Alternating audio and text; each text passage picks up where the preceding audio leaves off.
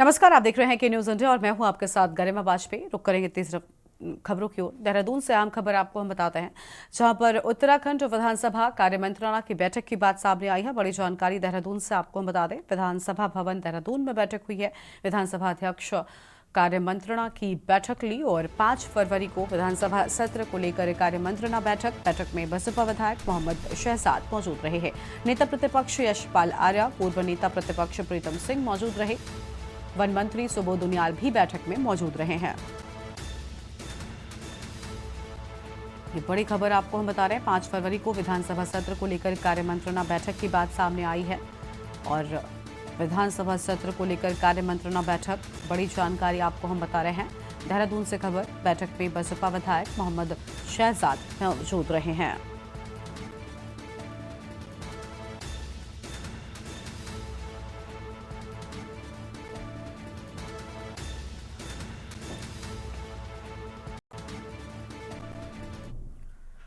और अगली खबर रुड़की से आपको बता दें, जहां पर 3 दिन पूर्व बुजुर्ग पेंटर की हत्या का खुलासा, चाकू घोंप कर की गई थी पेंटर की हत्या कर पेंटर किशोर को नाले में फेंका था। पेंटर का हत्यारा गांव का ही एक युवक निकला और आपसी रंजिश को लेकर की गई थी हत्या। पुलिस ने हत्यारे युवक को जेल भेजा। रुड़की के मंगलौर मोहम्मदपुर जट का ये पूरा मामला हम आपको बता रहे हैं। मोहम्मदपुर जट का ये पूरा मामला है। बड़ी जानकारी आपको हम बता दें, पेंटर का हत्यारा गाँव का ही एक युवक निकला है।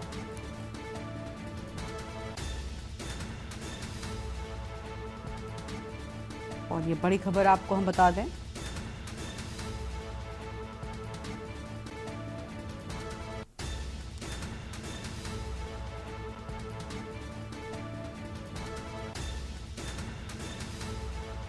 रुड़की के मंगलौर मोहम्मदपुर जट का ये पूरा मामला, बड़ी जानकारी आपको हम बता रहे हैं।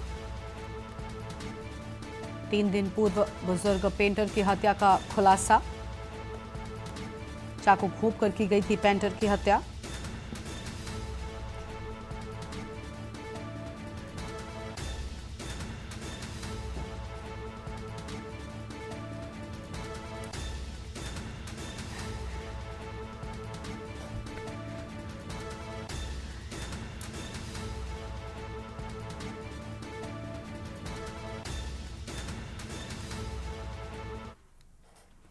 और कल से उत्तराखंड विधानसभा का सत्र शुरू होने जा रहा है। ऐसे में विपक्ष के विधायकों ने भी सरकार को घेरने की तैयारी की है।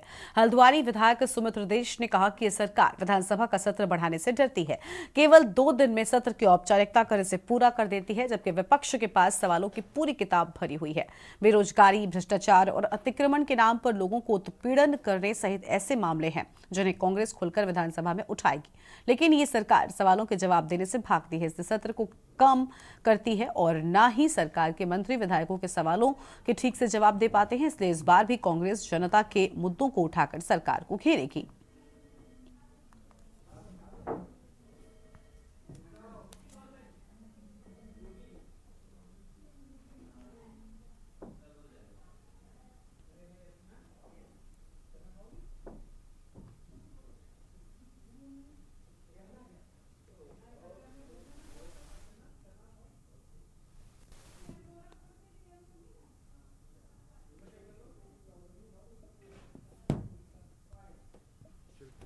देखिए, विधानसभा सत्र चालू होगा और पहला दिन 5 से 7 का जो आहूत हुआ है सत्र, पहले दिन सारा जो शोक होता है, एक व्यवस्था बनी हुई है, परंपरा बनी हुई है, तो वो शोक जितना भी होगा उस दिन वो प्रकट करा जाएगा।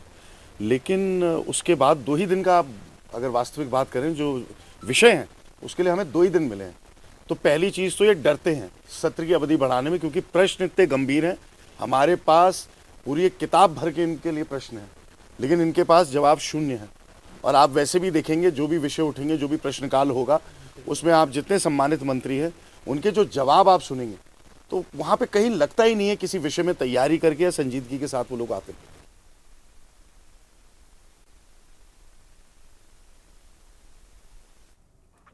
और अब सीधा आपको गोरखपुर लेकर चलते हैं, जहां पर एक सम्मान समारोह में पहुंचे हैं मुख्यमंत्री योगी आदित्यनाथ। तस्वीर आपको हम दिखाते हैं, सम्मान समारोह की सीधी तस्वीर आपको हम गोरखपुर से दिखाएंगे, जहां पर मुख्यमंत्री योगी आदित्यनाथ पहुंचे हुए हैं। आपको बता दें कि गोरखपुर के दौरे पर है मुख्यमंत्री और वहीं पर आज सुबह भी वो एक विशेष कार्यक्रम में पहुंचे हुए थे और उन्होंने काफ़ी अहम बातें भी कही थी। अभी एक सम्मान समारोह में मौजूद हैं और वहां पर क्या कुछ कह रहे हैं वो भी आपको हम सुनाएंगे। गोरखपुर से तस्वीर है।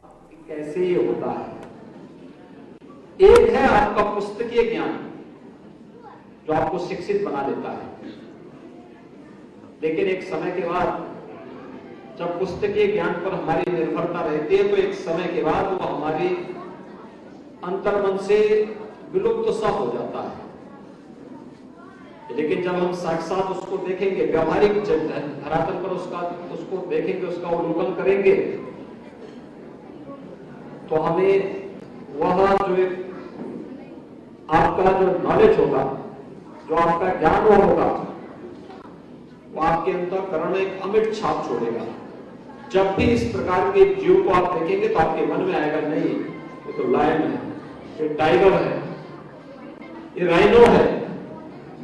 तो आप स्वतः ही उस प्रकार की स्थिति को, यानी यही अंतर होता है कि जब हम शिक्षित बनते हैं तो शिक्षित बनने के साथ साथ अंतराल के उपरांत वह भी आपके जीवन में उसकी छाप लंबे अंतराल तक नहीं बन पाती।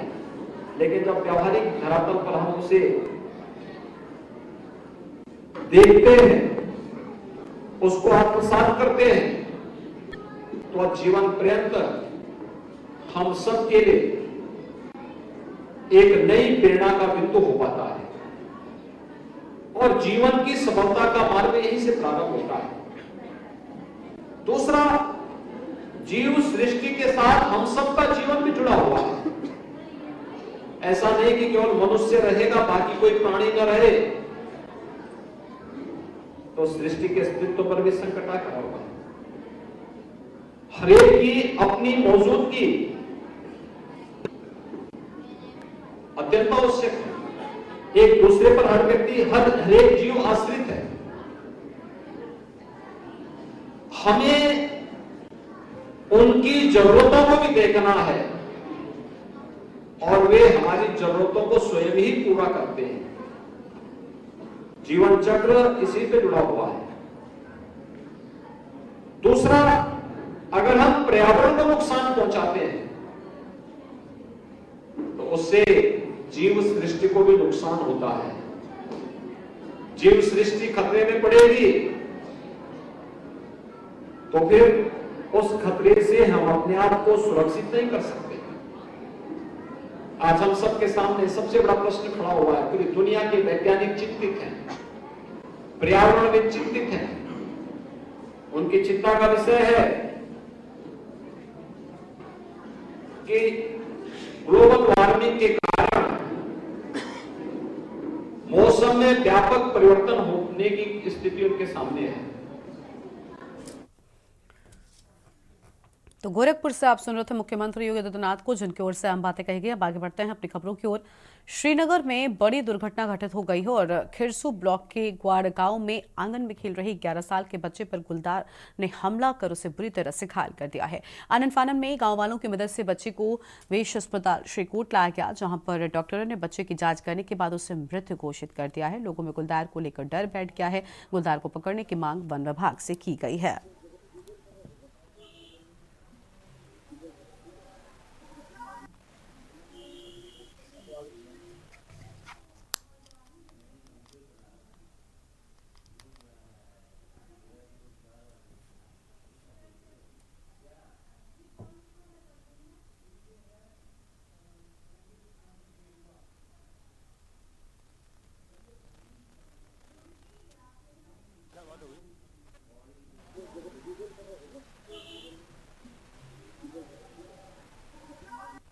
हमें मिली थी। मौके पे मेरे चौकी इंचार्ज हुआ इस समय मैं मोर्चरी पे आया हूँ। लाश को मेरे व पुलिस कर्मियों द्वारा देखा गया। ये किसी जानवर के द्वारा नाखून से पेट में घाव से आने के कारण आगे मुंह के दांत टूटने से हुई है। ये मृत्यु का कारण केवल विलम्ब से हॉस्पिटल पहुंचाने का है और बाकी मौके पे जाके उस स्थिति से आप लोगों को अवगत कराऊं। घटना का पूरी जानकारी पोस्टमार्टम के बाद ही लगता है। हाँ, इस घाव किस तरह के हैं, क्या है, इसकी जानकारी पीएम के बाद ही पता लगेगी।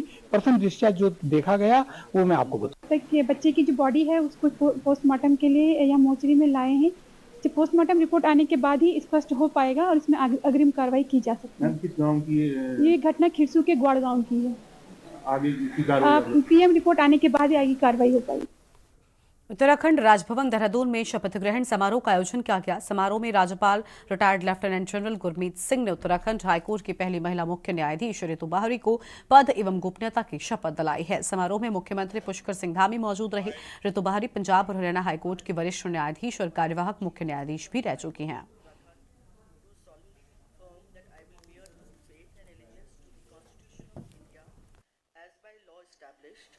That I will uphold the sovereignty and integrity of India, that I will duly and faithfully and to the best of my ability, knowledge and judgment perform the duties of my office without fear or favor. Uttarakhand के मुख्यमंत्री पुष्कर सिंह धामी सरकार का लक्ष्य 2025 तक नशा मुक्त प्रदेश बनाने को लेकर लगातार पुलिस प्रशासन के द्वारा नशा तस्करों के खिलाफ कार्रवाई की जा रही है। भारत नेपाल सीमा जनपद चंपावत कर बनबसा में एसओजी पुलिस टीम ने 5 ग्राम स्मैक व 600 नशीले इंजेक्शनों के साथ 2 नेपाली युवकों को गिरफ्तार कर संगीन धाराओं में मुकदमा पंजीकृत कार्रवाई की है।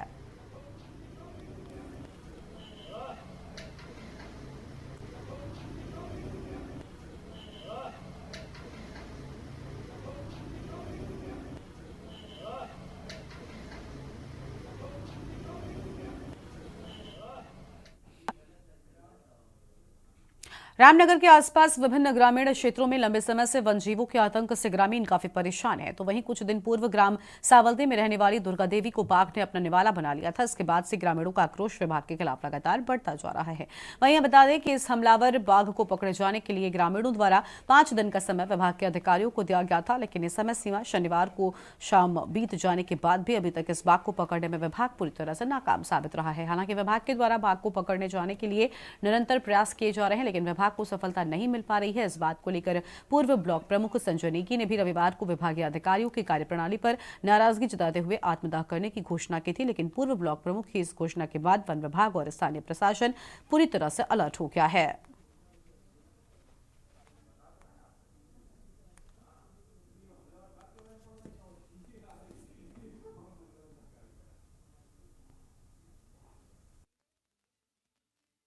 कि नेगी जी ने 4-5 दिन पहले आत्मदाह की चुनौती दी थी कि मैं आत्मदाह करूंगा 4 तारीख को। प्रशासन को एक तरफ से मैं कहना चाहूँगी कि सारा जिम्मेदार प्रशासन है। अगर बाघ इंसान पहले रोड पे पहले इंसान घूमते थे, अब बाघ घूमता है, तो जिम्मेदार कौन है? फॉरेस्ट, सरकार। अगर ये घटना होती ही नहीं तो नेगी जी आत्मदाह की चेतावनी देते ही नहीं कि मैं आत्मदाह करूंगा करके। लोग कह रहे हैं कि वो पॉलिटिशियन माइंड है उनका, राजनीति करते हैं। वो जनता से जुड़े हुए इंसान है। ये आप लोगों ने सोचना चाहिए, वो हर इंसान के दुख और सुख में रहते हैं। देखिए, बाघ का जो आतंक फिलहाल इसमें विगत 2-3-4 महीने से बहुत ज़्यादा हो रहा है, जिसमें कि सबसे पहला वार जो है बाघ ने ढेला बिराज के एक लड़के पे किया था। वो लड़के का जीवन बिल्कुल बेकार हो चुका है। उस समय भी हम लोगों ने भी काफ़ी धरना प्रदर्शन करे, लेकिन सरकार ने उस समय, उस प्रशासन ने किसी प्रकार का भी कोई कदम नहीं उठाया। उसके बाद ठीक उस लड़के के ऊपर जो वार हुआ, उसके बाद जो है फिर हाथीडंगर में एक महिला को बाघ ने अपना निवाला बना दिया। उसमें भी मतलब प्रशासन ने पिंजरे तक नहीं लगाए और आज तक वो बाघ पकड़ा नहीं गया।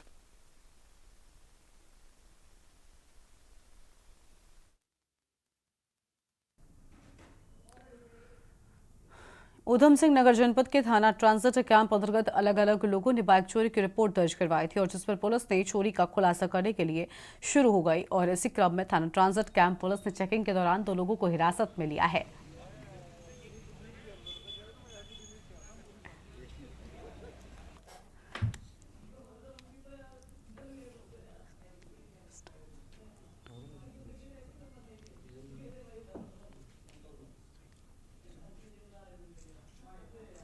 हम लोगों ने 2 लोगों को गिरफ्तार किया इस मामले में और 4 बाइकें रिकवर हुई हैं। 2 बाइकें जो इसमें हैं वो हमारे मुकदमे में वो थी, अनावरण जिनका शेष था, और बाकी 2 जो बाइकें इनकी निशानदेही पर जो हमने पता लगाई, बरामद की हैं, उनका हम चेसिस नंबर से तस्दीक करा रहे हैं। कितने लोगों की अरेस्टिंग की गई है इसमें 2 लोगों की अरेस्टिंग की गई है। एक का नाम है दीपक शर्मा जो मूलतः बरेली से हैं, और एक विजय शर्मा जो मूलतः पीलीभीत जनपद से हैं। दोनों हाल में ही ट्रांजिट कैंप क्षेत्र में ही किराए पर रह रहे थे।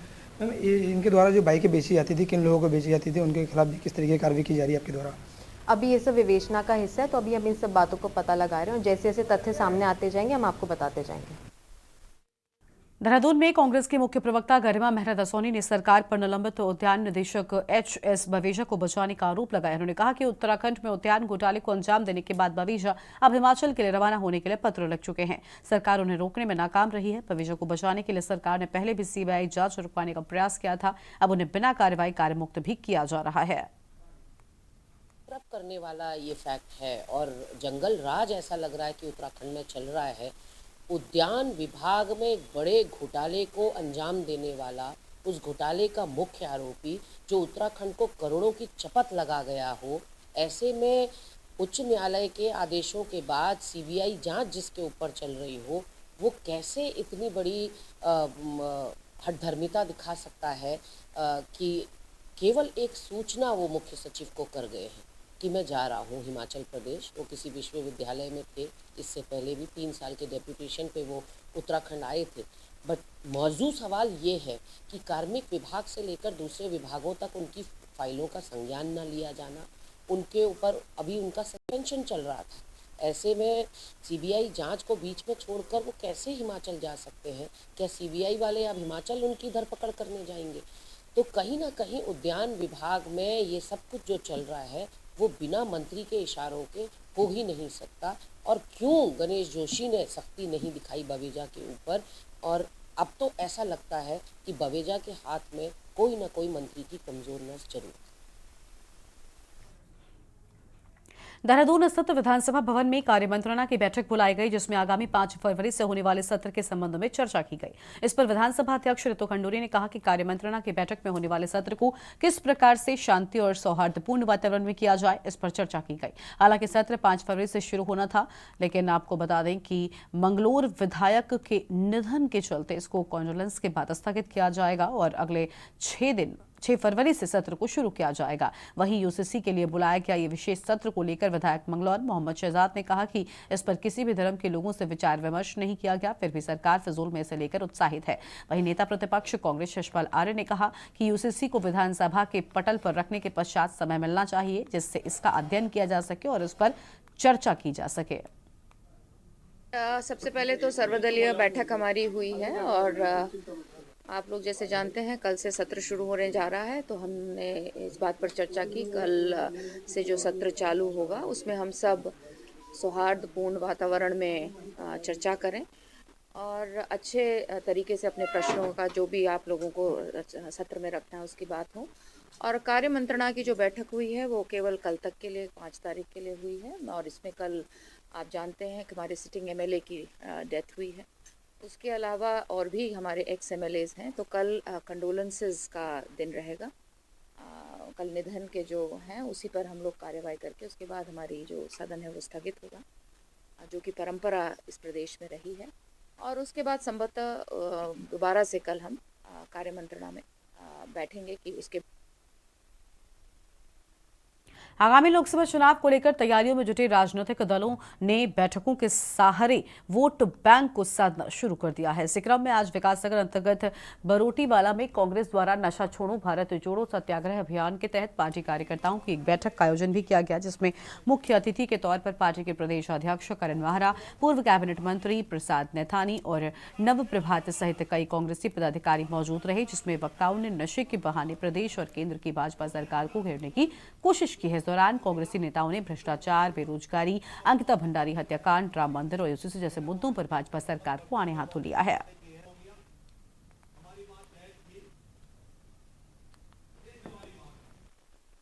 मैं पॉइंट्स के आधार पर कह रहा हूं, आप बता दीजिए क्या राज्य सरकार को अधिकार है संविधान की धाराओं को बदलने का, आर्टिकल्स को क्या राज्य सरकार को बदलने का अधिकार है? जिसके अधिकारों में अतिक्रमण होगा वो कोर्ट जाएगा। एक दिन भी इनका यूसीसी कोर्ट में नहीं टिकेगा, ये मेरा मानना है, क्योंकि ये केंद्र का विषय है, राज्य का विषय है ही नहीं, केवल फेस सेविंग है। नरेंद्र मोदी और अमित शाह 10 सालों में इसको केंद्र सरकार में लागू नहीं कर पाए, इसलिए छोटे से राज्य उत्तराखंड को गिनी पिग के रूप में इस्तेमाल किया जा रहा है। सर कांग्रेस का स्टैंड क्या है यूसीसी को लेकर? ड्राफ्ट ही नहीं दे रही सरकार। आज आपने उनके प्रवक्ताओं का पढ़ लिया कि हम इसको सीधे सदन में रखेंगे। अरे विधायकों को दो, चाहे वो सत्ता के हैं विपक्ष के हैं, विपक्ष को दीजिए, पत्रकारों को दीजिए, बुद्धिजीवी को दीजिए, और जब आप पास करना चाह रहे हैं तो उसमें बुद्धिजीवी लोग उस पर एक अच्छी डिबेट तो करें। पता ही नहीं है किसी को क्या इसके अंदर आने वाला, सुना कोई कह रहा है ये सुना है, कोई कह रहा है वो सुना, और फिर ये सारी चीजें वैसे भी बेमानी। जब मैं कह रहा हूँ कि संविधान के आर्टिकल्स को बदलने का अधिकार, चेंज करने का अधिकार राज्य सरकार का है ही नहीं। मंगलौर क्षेत्र के मोहम्मदपुर जट अकेले रहे अधेड़ की धारदार हथियार से हत्या कर शव को नाले में फेंकने वाली घटना का एसएसपी हरिद्वार ने मंगलौर कोतवाली में खुलासा कर दिया है। पुलिस हत्या लेने वाले आरोपी को गिरफ्तार कर लिया है। पुलिस की पूछताछ में बताया गया कि मृतक वृद्ध ने आरोपी का कबूतर मार दिया था, जिसको लेकर दोनों के बीच विवाद हुआ था। 20 जनवरी को एक सूचना हमें प्राप्त हुई थी, जिसमें मोहम्मदपुर जट में एक वृद्ध व्यक्ति करीब 50 वर्ष की उम्र थी, रमेश, इनकी धारदार हथियार से इनको मार के एक पास में ही करीब 500 मीटर दूर एक नाले में इनकी बॉडी को छुपाने का प्रयास किया गया था। काफ़ी सेंसेशनल ये क्राइम था। इसको लेके लगातार हमारी देहात की टीम, मंगलौर थाना इंचार्ज, उनकी टीम लगातार इस पर लगे हुए थे। इसमें क्योंकि बिल्कुल एक ब्लाइंड मर्डर था और ना तो वहाँ पर कोई सीसीटीवी का कोई कवरेज था, ना ही कोई मोबाइल फ़ोन कनेक्टिविटी का कोई वो था, तो इस पर काफ़ी मेहनत करने के बाद आज इसमें एक व्यक्ति की अरेस्टिंग हुई है, जिसका नाम अंकित है, 26 वर्ष की उम्र है और इसके द्वारा एक घटना को करना स्वीकार किया है। देहरादून प्रवास पर ऋषिकेश पहुंची भाजपा से नैनीताल विधायक सरिता आर्य ने कहा कि भाजपा सरकार और प्रधानमंत्री मोदी ने दिया महिलाओं को समान। लोकसभा चुनाव में उत्तराखंड की 5 सीटों पर जीत हासिल करेगी। बीजेपी नैनीताल विधायक सरिता आर्य ने ऋषिकेश प्रवास पर पहुंचकर मीडिया से बातचीत करते हुए भाजपा की नीतियों की सराहना की है। नैनीताल विधायक सरिता आर्य लोकसभा चुनाव की तैयारी को लेकर देहरादून प्रवास पर ऋषिकेश पहुंची हैं, जहां उन्होंने अनुसूचित जाति के गरीब लोगों से मिलकर बीजेपी सरकार और प्रधानमंत्री मोदी की जन कल्याण नीतियों के बारे में जानकारी दी। वहीं उन्होंने कहा कि प्रधानमंत्री नरेंद्र मोदी और भाजपा सरकार महिलाओं के हक और सम्मान की बात करती है।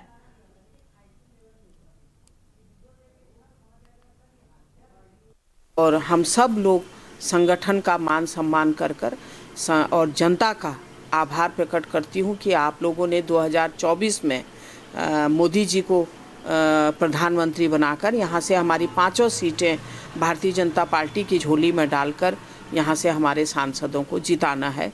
जनता से अपील करना चाहती हूँ। माननीय मोदी जी का आभार प्रकट करूँगी कि 33% जो एक आरक्षण महिलाओं के लिए दिया है, तो उसमें शायद प्रतिशत बढ़ेगा और मोदी जी के उससे कि महिलाओं का जो मान सम्मान भारतीय जनता पार्टी में करते हैं, इसका फ़ायदा मुझे भी हुआ है, क्योंकि मैं पहले कांग्रेस में थी, मैं वहाँ नारा लगा रही थी, मैं लड़की हूँ, मैं लड़ सकती हूँ, लेकिन उसको साकार भारतीय जनता पार्टी ने किया, मुझे यहाँ ज्वाइन कराकर और मुझे टिकट भी दिया, तो मैं शुक्रगुजार हूँ। और महिलाओं की जो एक रक्षा और मान सम्मान जो भारतीय जनता पार्टी देती है, वो आगे भी रहेगा और महिलाओं का जो टिकट का है।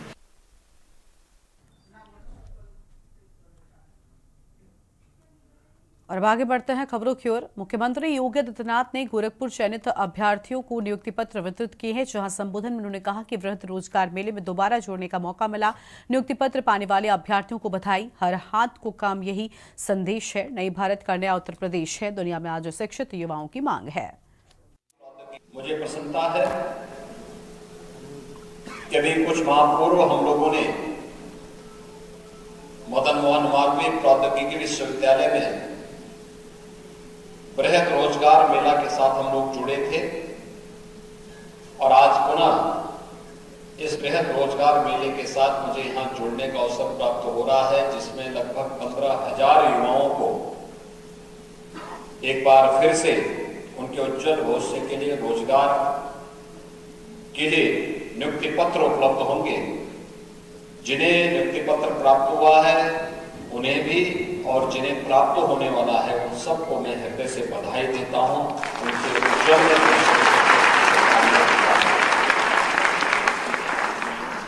जो नौजवान आए हैं, किन्हीं कारणों से उनको कोई प्लेसमेंट नहीं मिल पा रहा है, वे तैयारी करें, उनके लिए भी उस प्रकार के रोजगार के सृजन होंगे। हर हाथ को काम, ये ही है आज उत्तर प्रदेश का एक संदेश और उसी संदेश के साथ हम सब आगे बढ़ रहे हैं। उत्तर प्रदेश नए भारत का ही नया उत्तर प्रदेश है।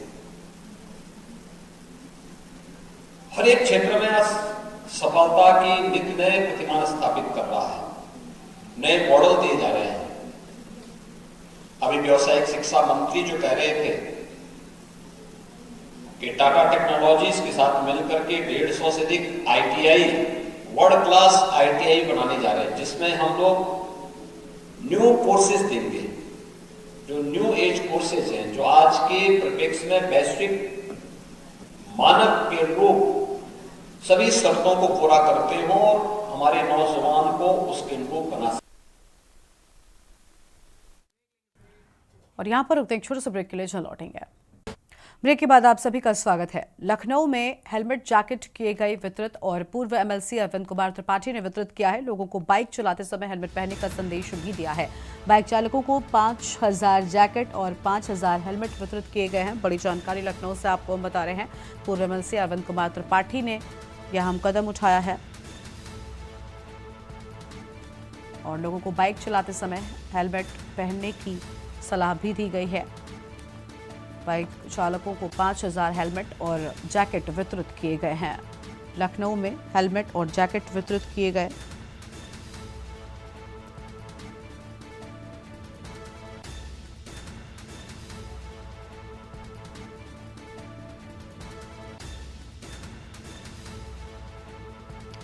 यह अहम खबर आपको हम बता रहे हैं। लखनऊ में हेलमेट और जैकेट वितरित किए जाने की बात सामने आई है।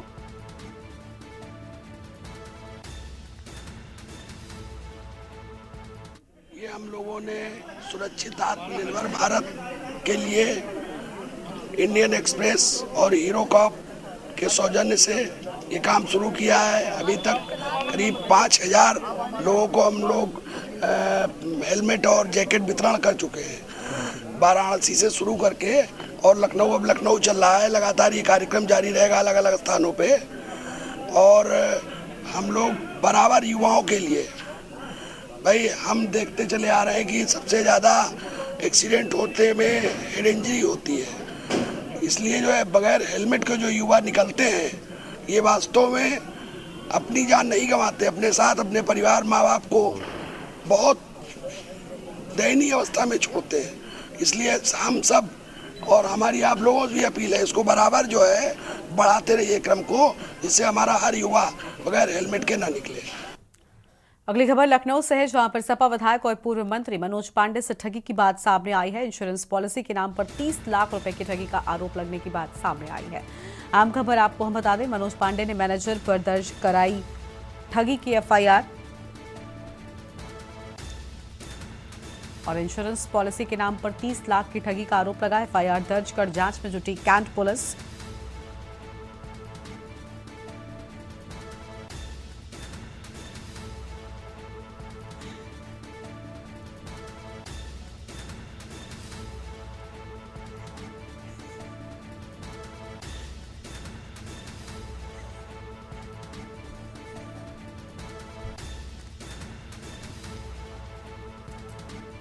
FIR दर्ज कर जांच में जुटी है कैंट पुलिस।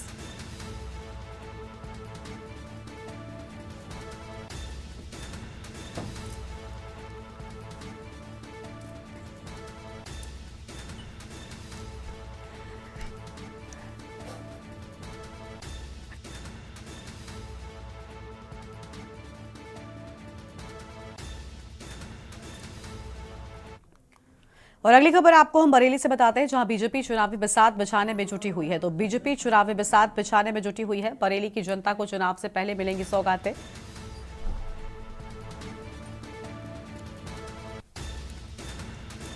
ये बड़ी खबर आपको हम बता दें, कई बड़ी परियोजनाओं का हो सकता है जल्द लोकार्पण।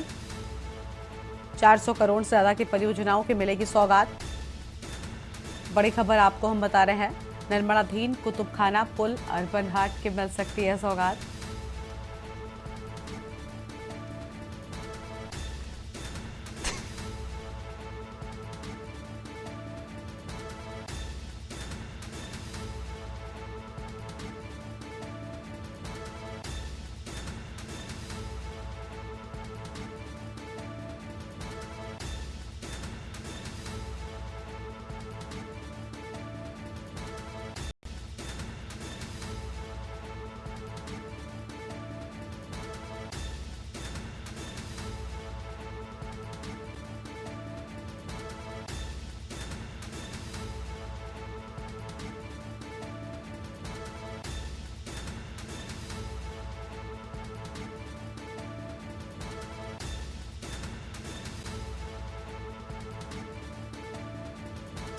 पर आपको हम बता रहे हैं सभी निर्माणाधीन परियोजनाओं को फाइनल टच भी दिया जा रहा है और सीएम योगी आदित्यनाथ जल्द कर सकते हैं लोकार्पण।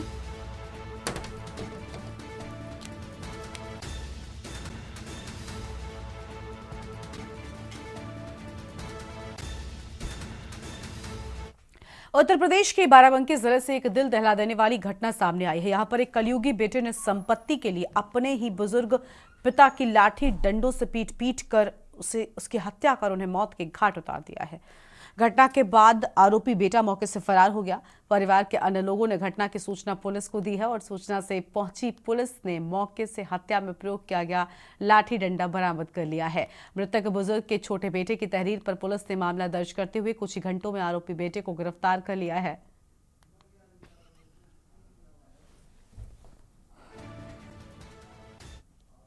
आज अपराह्न सतरी थाना अंतर्गत समरपुर गांव में एक 88 वर्षीय व्यक्ति को उसके पुत्र ने शिवराज ने संपत्ति विवाद के चक्कर में एक डंडे से प्रहार कर दिया गया, जो उनके लिए प्राणघातक हुआ, जिससे 88 वर्षीय वृद्ध व्यक्ति की मृत्यु हो गई। इसके संदर्भ में आवश्यक विधिक कार्रवाई की जा रही है। अभी को गिरफ्तार कर लिया गया है। मौके पर शांति एवं कानून व्यवस्था की स्थिति सामान्य है।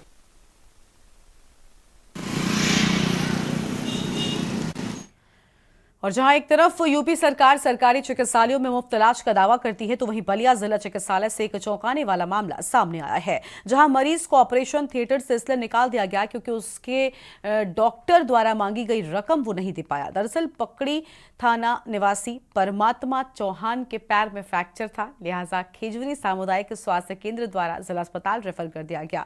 जिला अस्पताल में एडमिट होने के बाद मरीज का आरोप है कि डॉक्टर द्वारा 25,000 रुपए की डिमांड की गई, जिसमें से 15,000 रुपए मरीज के परिजनों ने सरकारी डॉक्टर के आवास पर दे दिया। वहीं जब ऑपरेशन के लिए मरीज को ऑपरेशन थिएटर में लाया गया तो चिकित्सकों के द्वारा यह कहकर ऑपरेशन थिएटर से बाहर कर दिया गया कि जब 10,000 रुपए और नहीं जब तक मिलेंगे तब तक ऑपरेशन नहीं होगा। इस पूरे मामले में प्रभारी सीएमएस डॉक्टर आर.डी. राम का कहना है कि सीजर का सरकारी रेट बेहद कम होता है। इस मामले की जांच की जाएगी।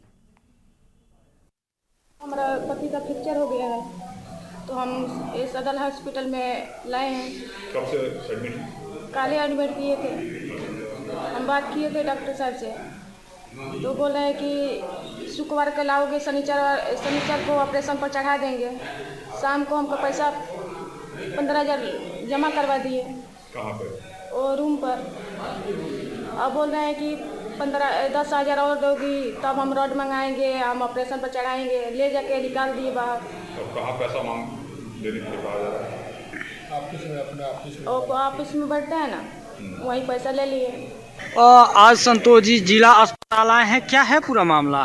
मैं आया था जिला अस्पताल, कल पत्नी का इलाज कराए, रिपोर्ट लेने के लिए आए थे। तो एक मित्र हमारे हैं संजीव चौहान के माध्यम से हमें जानकारी मिली कि हमारे क्षेत्र के चौहान का आज हड्डी का ऑपरेशन, मैंने पैर फ्रैक्चर है, उनका ऑपरेशन होने वाला है जी। उनके माध्यम से जानकारी मिली कि उनको भर्ती कर लिया गया है और पैसे के डिमांड के चलते उनका ऑपरेशन नहीं हो रहा है। मैं सदर हॉस्पिटल में आया हूँ, ऑपरेशन कराना था। किस चीज़ का? पैर का टूट गया है पैर। क्या हुआ? कुछ झगड़ा में पैर टूट गया है साहब। डॉक्टर साहब से बात हुआ था, यहाँ डॉक्टर साहब बोले थे आओ ऑपरेशन करेंगे। 25,000 रुपया मांगे हैं साहब, 15,000 जमा किए हैं हम। और बोलते हैं ऑपरेशन थिएटर पर ले गए और बोलते हैं कि 15,000 रुपया और दो तब ऑपरेशन होगा, नहीं तो नहीं होगा। निकाल दिए सर, हमारा 15,000 जमा जो किए थे वही बस किए और हमको निकाल दिए ऑपरेशन। तो क्या कहना है? देखिए, हमारे यहाँ जो भी मरीज आते हैं, अगर उसमें कोई इम्प्लांट पड़ता है तो इम्प्लांट गवर्नमेंट की तरफ से नहीं मिलता है। हम लोग लिख करके दे देते हैं मरीज को और वो अपने स्टॉकिस्ट से जाके खरीद के ले आता है। हम अपना ऑपरेशन उनका करते हैं। अब रह गई बात कि उनको कितना पैसा किसने बताया, तो वो दुकान वाले अपना रेट है उनका, अपना इम्प्लांट का जितना जिस क्वालिटी का हो तो उस तरीके का पैसा होता है। तो किसी के माध्यम से हो सकता है ये उस दुकान तक गई हूँ, उसने पैसा लिया हो, उसने जमा किया हो। हमको इम्प्लांट सुबह मॉर्निंग में हम ओटी में गए तो हमारा इम्प्लांट मिला ही नहीं था, पका नहीं था, तो इसलिए हमने कहा कि आज रुक जाओ। खबर कायमगंज से है, जहां प्रशासन एवं राज्य जीएसटी विभाग उत्तर प्रदेश लखनऊ के आयुक्त मिनिस्ट्री द्वारा आपको बता दें कि मिनिस्ट्री एस द्वारा करावंचन रोकने हेतु जारी किए गए निर्देशों के क्रम में राज्य जीएसटी विभाग इटावा संभाग इटावा के additional commissioner grade 1 Vandana Singh व SIB इटावा के ज्वाइंट कमिश्नर अशोक कुमार बनर्जी के कुशल नेतृत्व में SIB टीम के deputy commissioner Shailendra Kumar, assistant commissioner Sushma Upadhyay, deputy commissioner Madan Lal Fatehgarh के deputy commissioner Hemant Gautam, deputy commissioner Vipin Kumar Nag, deputy commissioner Arunendra Kumar, deputy commissioner Shekhar Chaurasia सहित कई नाम सामने आए हैं।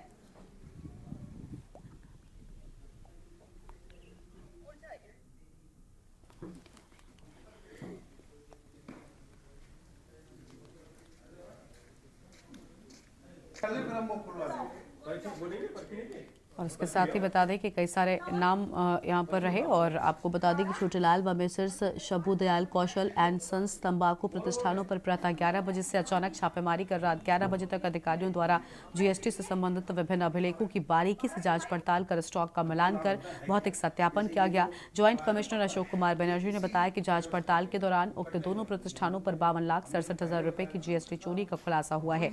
जीएसटी जमा कराने के लिए चालान जनरेट कर दिए गए हैं। बैंक खुलवाने पर प्रतिष्ठान मालिक द्वारा उक्त जीएसटी जमा कर दी जाएगी।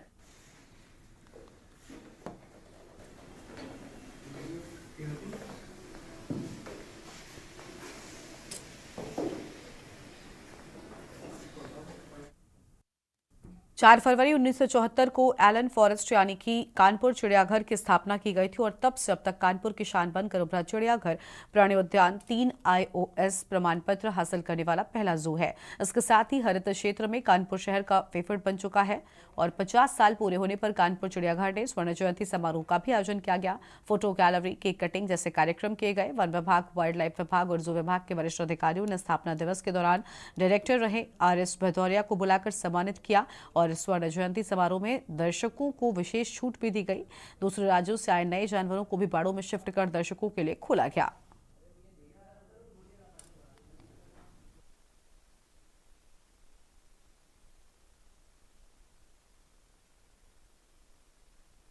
देखिए 1974 में इसका स्थापना हुई थी और आज 50 वर्ष हो गए और किसी भी संस्था के लिए, इंस्टीट्यूशन के लिए बड़ा महत्वपूर्ण होता है 50 वर्ष पूरे होना। तो जब इसकी स्थापना हुई थी कानपुर में तो ये उम्मीद करी गई थी कि ये लोगों के लिए एक आकर्षण का केंद्र बनेगा और अपने आप में एक यूनिक है क्योंकि ये हमारा जो एलन फॉरेस्ट में बना है ये जंगल में बना हुआ एकमात्र इस टाइप का जू है। और किसी भी चीज़ की स्थापना से महत्वपूर्ण होता है कि उसको आगे कैसे हम लोग मेंटेन करते हैं, कैसे कंटिन्यू करते हैं। तो जैसा कि आप लोग देख रहे हैं कि आज की तारीख में भी कानपुर के लिए एक सबसे बड़ा एक आकर्षण का केंद्र है। तो बहुत खुशी होती है कि हम लोगों ने इस चीज़ को 50 वर्षों तक लगातार मेंटेन करा है और न केवल मेंटेन करा है बल्कि उसमें उत्तरोत्तर वृद्धि करी है। नए नए जानवर लगातार यहाँ पर आते रहे हैं। आज भी हम लोगों ने आपने देखा है कि बाइसन को रिलीज़ करा है। तो हम बड़ी खुशी हो रही है कि हम लोग 50 वर्ष में हैं। मुख्यमंत्री चंपई सोरेन ने कांके रोड रांची स्थित मुख्यमंत्री आवासीय कार्यालय में राज्य में विधि व्यवस्था एवं अपराध नियंत्रण से संबंधित एक उच्च स्तरीय बैठक की। बैठक में अधिकारियों के द्वारा मुख्यमंत्री के समक्ष पावर पॉइंट प्रेजेंटेशन PPT के माध्यम से राज्य में विधि व्यवस्था एवं अपराध नियंत्रण की विस्तृत जानकारी रखी। मुख्यमंत्री श्री चंपई सोरेन ने अधिकारियों से कहा कि अपराध मुक्त झारखंड राज्य सरकार की प्राथमिकता है। बैठक में अधिकारियों के द्वारा मुख्यमंत्री चंपई सोरेन को अवगत कराया गया कि पिछले दिनों नामकुम थाना अंतर्गत असामाजिक तत्वों के द्वारा, आपको बता दें कि यहाँ पर JSSC बिल्डिंग में तोड़फोड़ करने की बात सामने आई थी और जिस पर पुलिस प्रशासन द्वारा FIR दर्ज किया जा चुका है।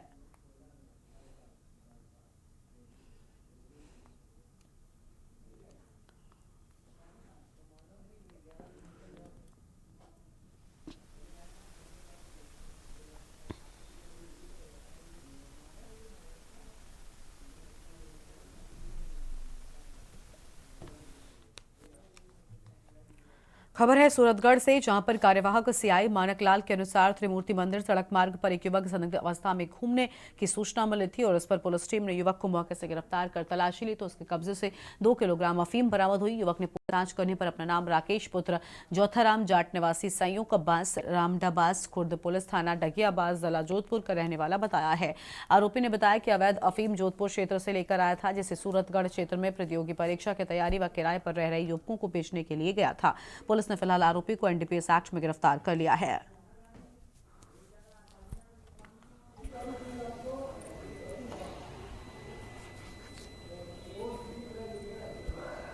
बस करिए आसान सिखो दे तुम टीवी पर चलानी है साहब है टीवी पर भी तो भेजाऊंगा। आज मैं और मेरा स्टाफ गश्त में थे, तो दौरान गश्त NS 62 से हम त्रिमूर्ति रोड पर पहुंचे तो पुलिस पार्टी को बाबर्डी देख रहे एक लड़का जिसने पिट्ठू बैग लटका रखा और अचानक वापस मुड़कर तेज चलने लगा। शक होने पर उसको डिटेन कर नाम पता पूछा तो उसने नाम राकेश पुत्र चौथाराम, जाति जाट, उम्र 21 साल, निवासी साइयों का आवास रामड़ावास खुर्द, पुलिस थाना डांगियावास, जोधपुर का मजिस्ट्रेट बताया। और उसकी गतिविधियाँ संदिग्ध लगने पर तलाशी ली गई तो उसके पिट्ठू बैग में 2 किलो अफीम मिला, जिसको जरिए पर जब्त किया गया, जब्त कर मुकदमा दर्ज किया गया और राकेश को गिरफ्तार कर लिया गया है और मुकदमा दर्ज करके जांच श्री सत्यनारायण जी को द्वारा पुलिस निरीक्षक थानाधिकारी पुलिस थाना राज्य सर को सुपुर्द की गई। मंडला से खबर आपको बताते हैं, जहां पर ट्रक और एम्बुलेंस की जोरदार टक्कर हो गई है। एक की मौत हो गई और 4 लोगों के गंभीर रूप से घायल होने की बात सामने आई है, जिन्हें अस्पताल में भर्ती कराया गया है। मंडला कोतवाली थाना क्षेत्र की घटना बवेहा गांव के पास की पूरी घटना है। मंडला कोतवाली थाना क्षेत्र की ये पूरी घटना हम आपको बता रहे हैं।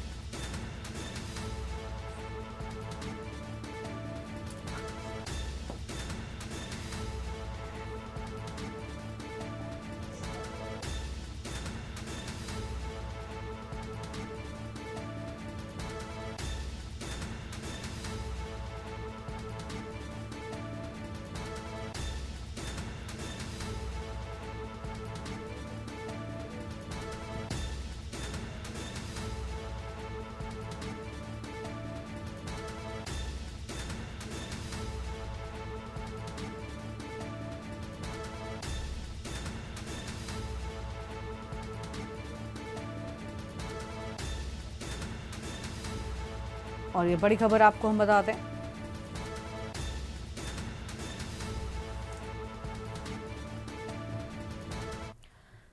जबलपुर शहर में भी महिलाएं जागरूक होती हुई दिखाई दे रही हैं। वहीं महिला संगठन के द्वारा महिलाओं के हित में कार्य करने वाले नए संगठन के निर्माण के लिए नींव रखी गई, जिसमें जबलपुर के अधिवक्ता विहाग दुबे द्वारा फॉर्म भरकर संगठन के निर्वाचन के लिए फॉर्म भरकर आगे भारत सरकार तक पहुंचाया गया। इस संगठन को लेकर महिलाएं बड़े उत्सुक नजर आईं और महिलाओं के हित में कार्य करने का संकल्प लेते हुए अपने देश का नाम करने का भी संकल्प लिया।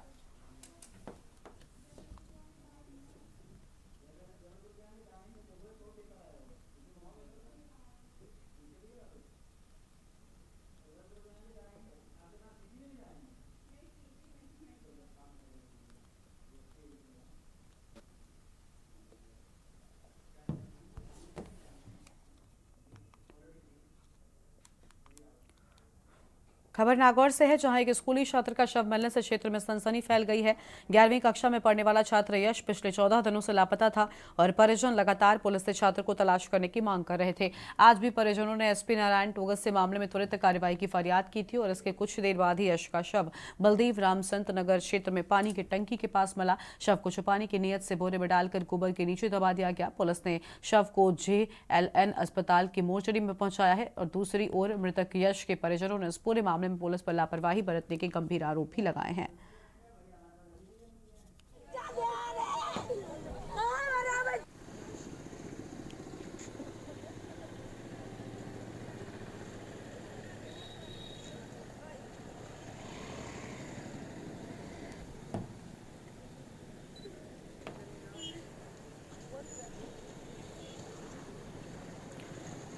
और फरीदाबाद से अयोध्या के लिए बस सेवा शुरू कर दी गई है। इस पहली बस को हरियाणा के परिवहन मंत्री मूलचंद शर्मा ने हरी झंडी दिखाकर रवाना किया है। मौके पर उनके साथ बड़खल की विधायक सीमा त्रिखा, फरीदाबाद से विधायक नरेंद्र गुप्ता और पूर्व जिला अध्यक्ष गोपाल शर्मा मौजूद रहे। वहीं इस मौके पर कैबिनेट मंत्री मूलचंद शर्मा ने बताया कि ये लड़ाई पिछले 500 सालों से चल रही थी, जिसमें भाजपा सरकार ने जीत हासिल करते हुए अयोध्या में न केवल राम मंदिर का निर्माण कराया बल्कि रामलला की प्राण प्रतिष्ठा भी की। बता दें कि 22 जनवरी को राम मंदिर का उद्घाटन देश के प्रधानमंत्री द्वारा किया गया था, जिसके बाद आम श्रद्धालुओं के लिए भी रामलला के दर्शन के लिए राम मंदिर के कपाट खोल दिए गए हैं। कैबिनेट मंत्री मूलचंद शर्मा ने बताया कि ये बस फैजाबाद, सैफई, लखनऊ होकर अयोध्या जाएगी।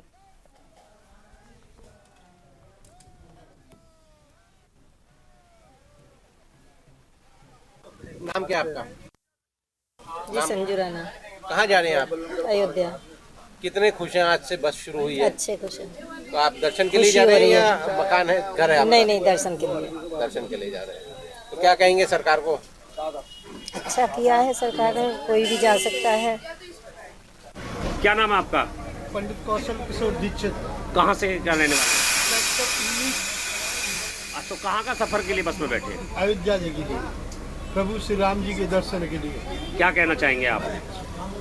धन्यवाद है मंत्री जी को, इनकी कृपा से हमें दर्शन हो जाएंगे। मैं अपने मुख्यमंत्री श्री मनोहर लाल जी का बहुत बहुत आभार और धन्यवाद व्यक्त करना चाहती हूँ और साथ साथ हमारे ट्रांसपोर्ट मिनिस्टर भाई मूलचंद शर्मा जी का भी।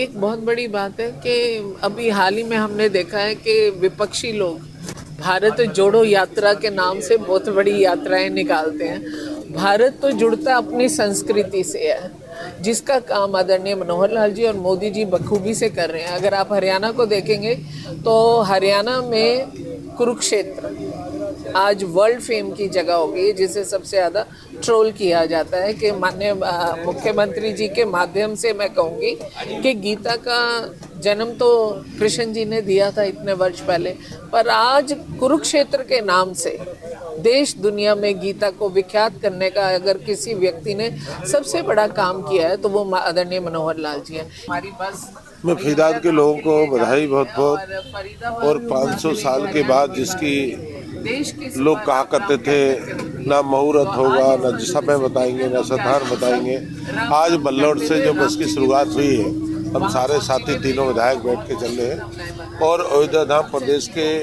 मुख्यमंत्री का धन्यवाद करो जिन्होंने हरियाणा परिवहन की शुरुआत की है और आम व्यक्ति को इसको लाभ मिलेगा। जिसको व्यक्ति को सुबह बैठेगा दूसरे दिन अयोध्या से आएगा, भगवान राम के दर्शन करेगा, जहाँ भगवान राम के लिए इतनी बड़ी लड़ाई लड़ी गई और न्यायपालिका ने जो हमको दिया, देश के प्रधानमंत्री कहते संतों ने, ऋषियों ने, मुनियों ने सब कुछ अपना न्यौछावर कर दिया, हम उसके दर्शन करेंगे उस धाम के। इससे बड़ी खुशी का दिन हमारे लिए।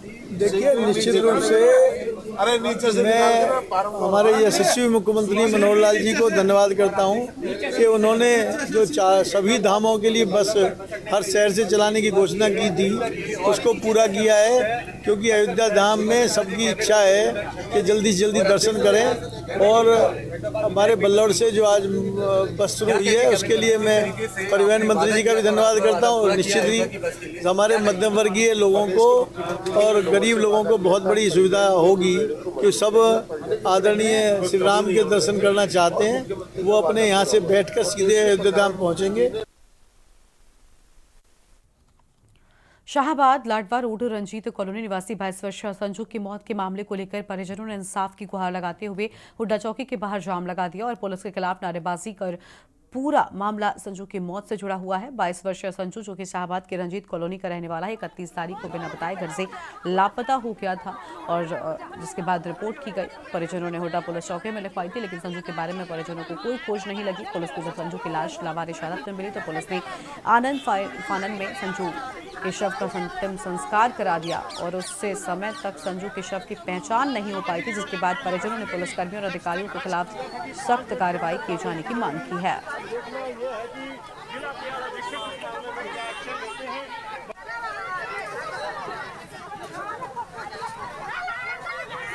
इन लोगों ने डिमांड करी थी भाई हमारे को जस्टिस मिले, तो हमने इनको आश्वासन दिया भी आपको पूरा न्याय मिलेगा।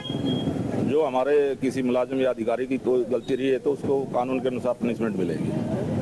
तो मामला क्या बताया जा रहा है? एक लड़का गुम हुआ था, लेकिन बाद में उसकी डेड बॉडी वहाँ मिली। उसमें हमने एक रोड एक्सीडेंट था उसमें, तो आइडेंटिफाई नहीं कर पा पाए। इसमें थोड़ा सा आप देखेंगे अब क्या मैटर है।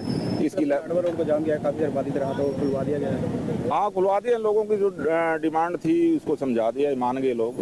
हमने इनको आश्वासन दिया अब इनको पूरा न्याय देंगे।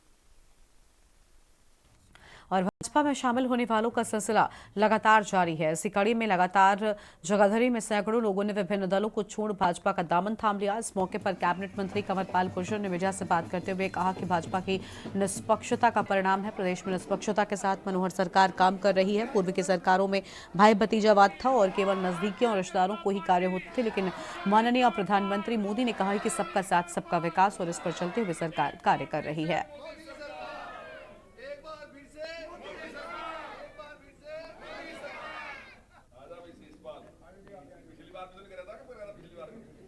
ये निष्पक्षता की बात है। अब जहाँ सरकारें पहले थी वो पक्षपात करती थी, यानी कि उनकी पार्टी का है तो सब कुछ मिलेगा, उनकी पार्टी का नहीं तो कुछ भी नहीं मिलेगा, उनका रिश्तेदार है तो सब कुछ मिलेगा, उनका रिश्तेदार नहीं तो कुछ नहीं मिलेगा, उनका नजदीकी है तो मिलेगा, बाकी को नहीं मिलेगा। लेकिन वर्तमान सरकार जो है, जो नरेंद्र मोदी जी ने कहा सबका साथ सबका विकास, मुख्यमंत्री जी ने कहा हरियाणा एक हरियाणवी एक, तो हमारे लिए सब एक जैसे हैं और इसीलिए हम इस पर काम कर रहे हैं। अभी आपने मुख्यमंत्री है जिसने 90 के 90 विधायकों से कहा कि 25-25 करोड़ की सड़कें सब लिख के दो अपने अपने इलाके की जो खराब हुई। आज तक मैं दावे के साथ कहता हूं कभी किसी ने नहीं कहा। जिला गुरदासपुर के गांव शकरी में माहौल उस वक्त तनावपूर्ण हो गया जब मामूली बात को लेकर मोटरसाइकिल सवार दो युवकों ने एक बुजुर्ग को घर में घुसकर, आपको बता दें कि उनके पैरों पर 2 गोलियां मार दी और मौके से जब भागने लगे तो आसपास के लोगों ने दोनों को पकड़ लिया और युवक की जमकर पिटाई कर दी। बाद में इन युवकों को पुलिस के हवाले कर दिया गया। वहीं जख्मी हुए बुजुर्ग को गुरदासपुर के निजी अस्पताल में दाखिल करवाया गया है। पुलिस द्वारा मामले की जांच पड़ताल की जा रही है। पहचान बलविंदर सिंह उम्र 60 साल पुत्र बलकार सिंह वासी गांव शकरी के तौर पर हो गई है।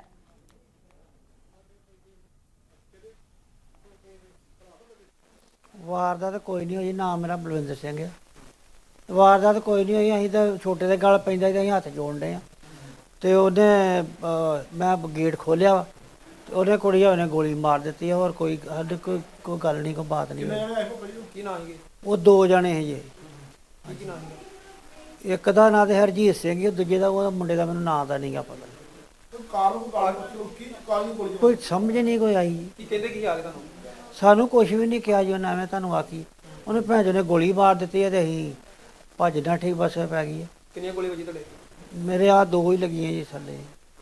हाँ जी, एक पेशेंट आए थे राती साढ़े को, पेशेंट का नाम बलविंदर सिंह है, 62 ईयर एज है, मेल पेशेंट है। तो राती साढ़े को हिस्टरी ऑफ गन शॉट नाल आए थे। बेसिकली पेशेंट के एग्जिट तो एंट्री वूंड्स है, इस तरह जो एक्सरेज किए हैं वो कोई बुलेट तो अवेलेबल नहीं है इस वेले। सो इस लिए कोई बोनी इंजरी नज़र नहीं आ रही है, बोनी या वेस्टर्न इंजरी कोई खास नज़र नहीं आ रही है। सो इस लिए पेशेंट साढ़े को ऑब्जर्वेशन है, जो पेशेंट जोड़े वूंड सुचरेबल से सुचर कर चुके हैं। सो हले पेशेंट ऑब्जर्वेशन दे विच। गुरदासपुर जिले के बहरामपुर थाने के गांव जागोचक टांडा के गुरुद्वारे में गांव के ही एक व्यक्ति ने चोरी की और घटना सीसीटीवी में कैद हो गई। जानकारी देते हुए गुरुद्वारे जागोचक टांडा के अध्यक्ष सुरेंद्र सिंह ने कहा कि हमारे गांव का एक व्यक्ति निशान सिंह पुत्र बख्शीश सिंह